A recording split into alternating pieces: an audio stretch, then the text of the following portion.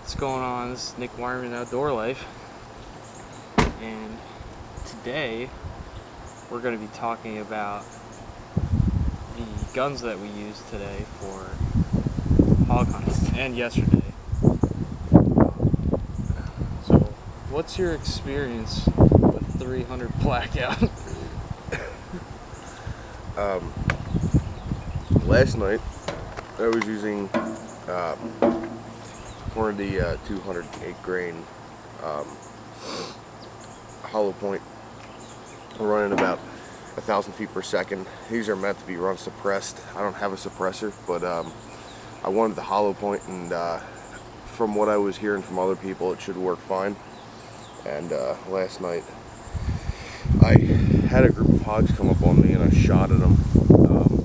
I hit one. We didn't find any blood trail, so it's not really promising that I hit one. It's what you hear with hunting hogs. It's not what it's hyped up to be. So on some of these places, it's actually kind of hard because we're not using night vision, because sometimes they can actually pick up on night vision, but with the flashing light of the flashing red light. So they have very dim lights set up at the stands that come on, and you kind of have to wait for the hogs to come in and light the trip, and then kind of follow your optic, your crosshairs that are very faint in the darkness down to the hog, and line it up as best you can and fire, which is what I did. And I set the crosshairs down somewhere behind the shoulder as best I could and fired. And I could have sworn I probably hit it. I could have sworn everything ran, and then a few seconds later I heard some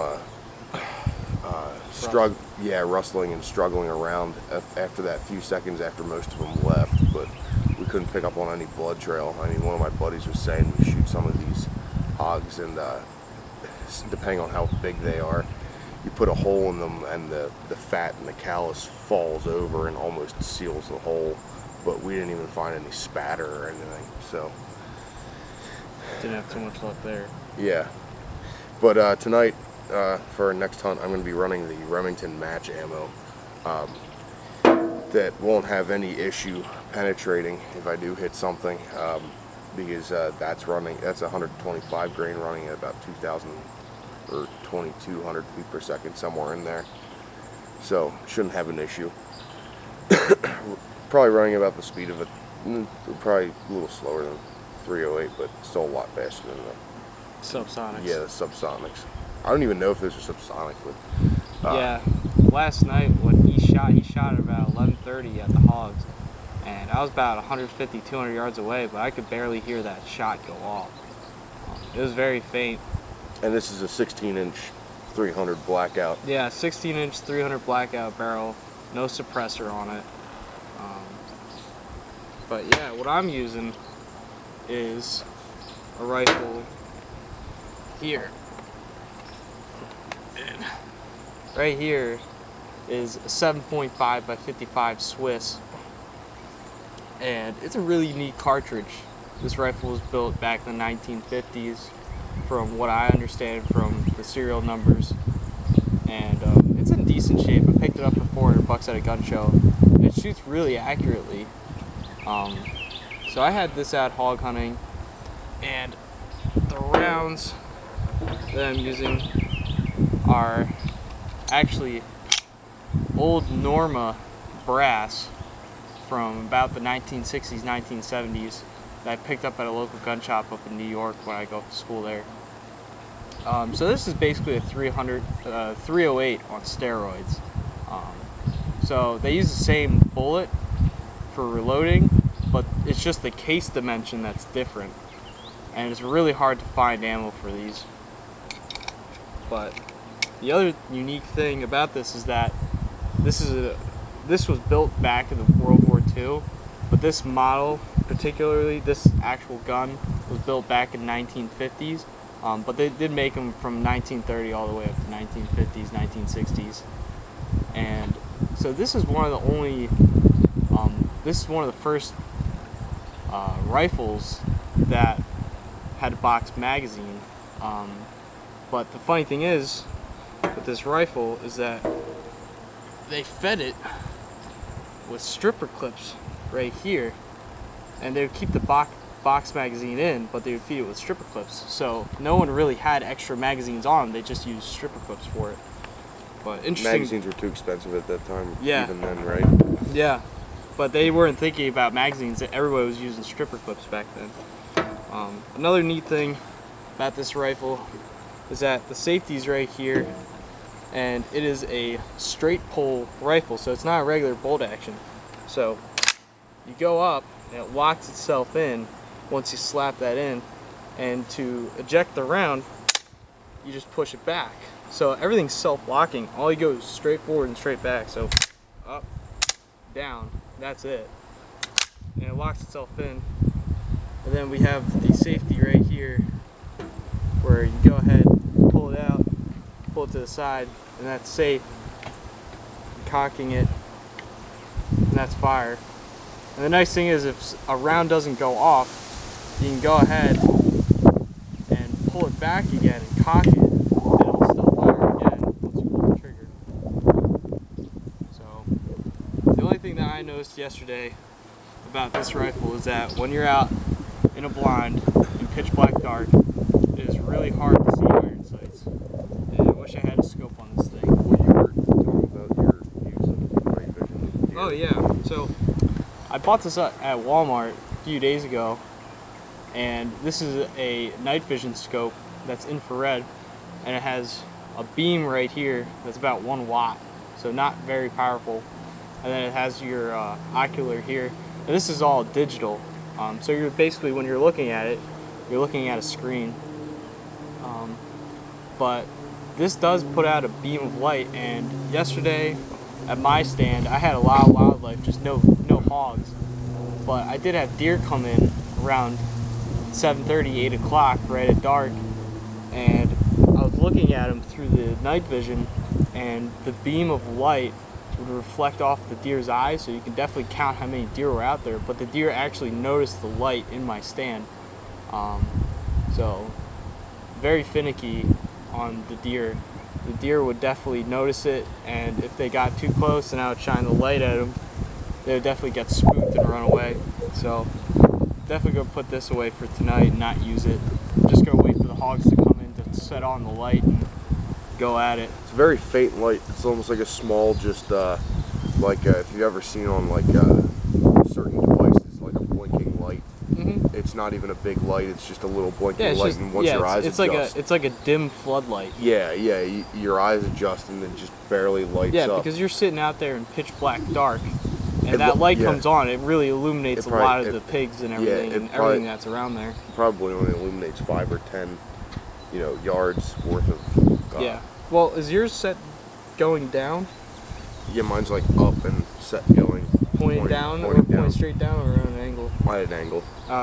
Mine's set up on like a tripod, and it shoots out into the field, and it can Well, illuminate the other a lot. one was like that. Yeah, The mine- one I shot at was. Mine illuminates a lot, but they set up these lights to be 5 or 10 days prior to hunting, and they bait these stands with corn, sacks of corn, and you do get a lot of wildlife that comes in there that eats corn, Yeah, but it's- the pigs like it too, and they'll rush in there very fast It's and definitely. start demolishing the corn. You gotta be ready for the pigs to come in.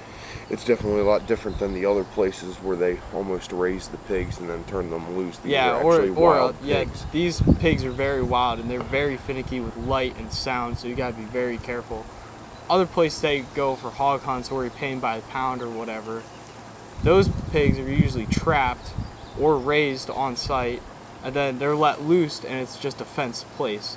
So, the pigs might not have, as much pressure as some of these around here on farmland and everything. But these hogs are very finicky, so you gotta be very careful. But yeah, we'll let you know if we have anything tonight. And I can't shoot any video basically in the stand because that camera is very loud and it does emit a lot of light, so hogs are going to be very finicky. But if I do get something, I'll let you guys know. So I'll see you guys when we go hunting.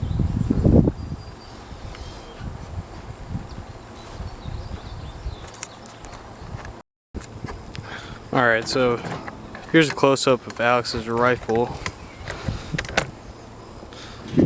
So we got a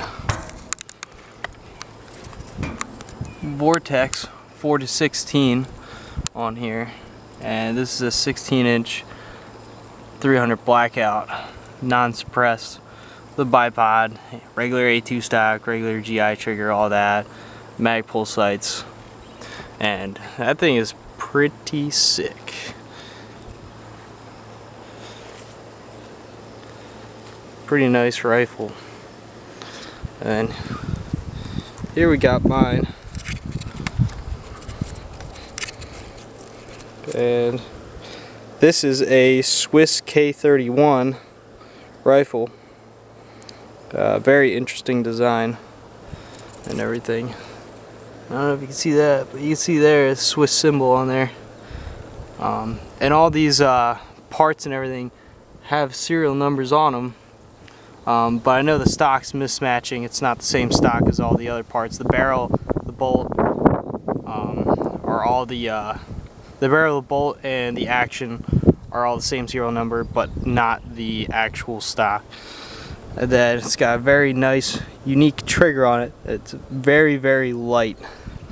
And the thing to note is, behind this butt plate, usually you can find the tag of the soldier that used this in service. Now, these rifles were never used in World War II, but they were issued to people in the Swiss Army, and you can find tags that are just paper in the back of who they belong to and the address of the people.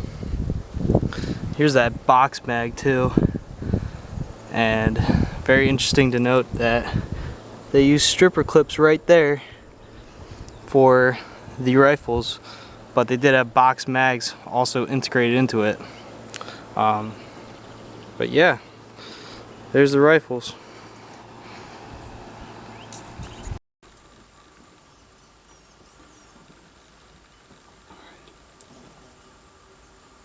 We're here for round 2, day 2. Last night there was way too much wind and there's a storm coming through, so we pulled out about 12 p.m. last night, 12 a.m. last night. And after that, after the rain had gone and everything,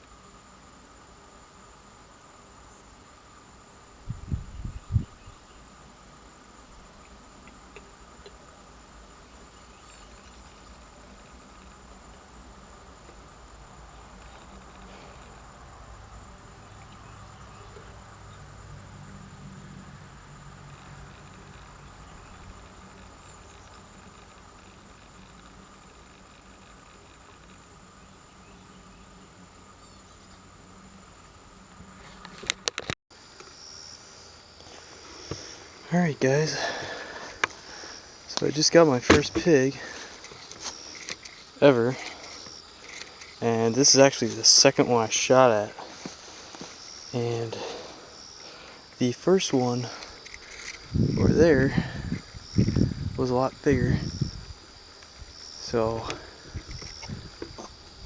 he's dead, don't worry. I shot him twice in the head. But yeah, it's fucking eerie out here. I gotta gut this guy, and then we gotta figure out if I can get this other pig. I don't know if I hit it or not, but we gotta check if there's a blood trail over there and see if we hit it. But that other pig that I shot was pretty bigger. And surprisingly, this guy was only like 10 yards from my stand. He was basically right over there. My stand is right here. So I didn't have far to shoot. But the other guy was way over there at that little green light. So, I'm gonna gut this piggy right here, and it'll be done.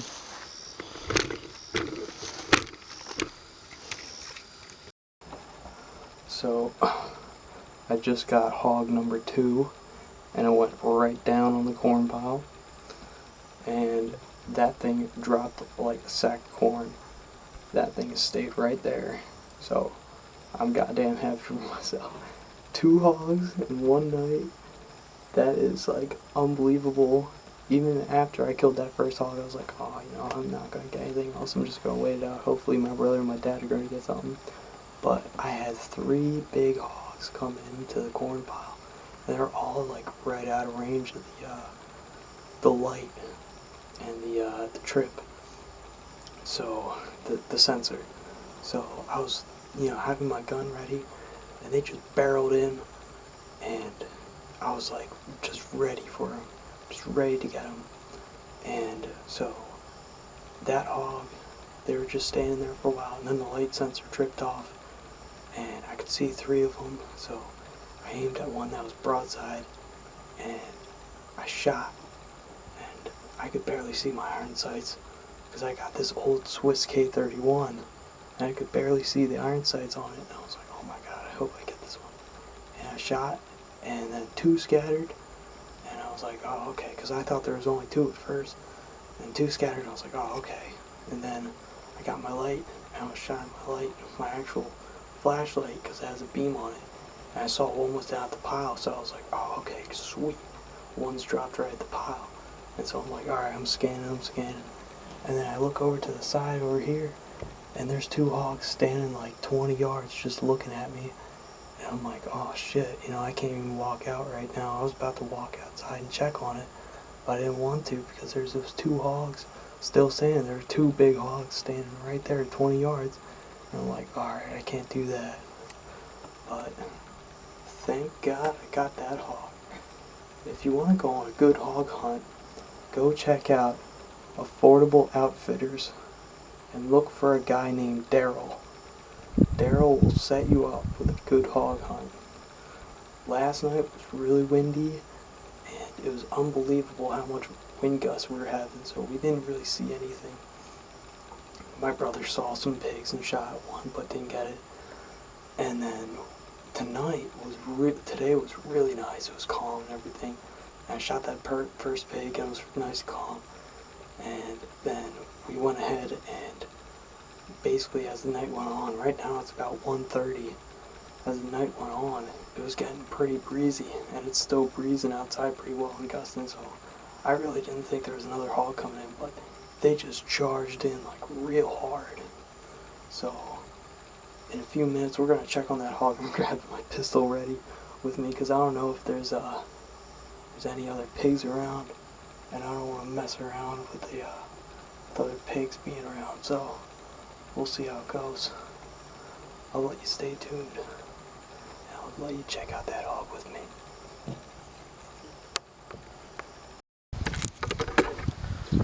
Look at this fucking pig. Oh my god. I don't know what to say, but that pig is huge. Huge pig. We're gonna drag him back real quick.